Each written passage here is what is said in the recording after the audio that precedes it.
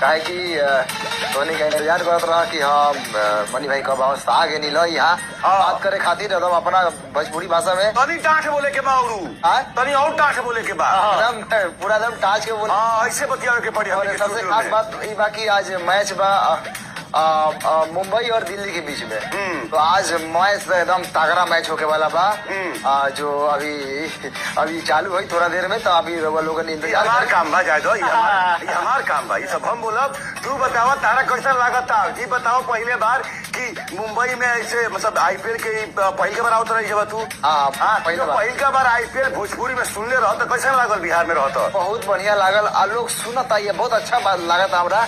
लोग सुनता भोजपुरी से जुड़ता इसे भोजपुरी आगे बढ़ी तो अच्छा बात। खास बात क्या लागल तारा सुन के बताओ? लागल कि मजा आवेला लागल लोग मतलब सब लोग के इंटरटेन होला थोड़ा सा हंसी आवेला तो लोग देखेला जुड़ेला लोग के चला एगो चौका छक्का लागल चाहे एगो बॉल मिस हो गई चाहे वाइड चल गई चाहे बार बार वाइड जाता नो बॉल जाता तो भोजपुरी में कैसे का हमनी का लड़का गाँव के तुम तो खेलते हो क्रिकेट तो कैसे कहत रही हमनी के वाइड 3 बार डिग्बे तो तोरा घटा दे जैसे बार बार वाइड फेंके हमनी ने हाथ होके लागत है हाथ टेढ़ हो गल बा हटाओ दूसरा कोनो के लिए फार्मा टेढ़ हो गल बा और फार्मा टेढ़ हो गल बा।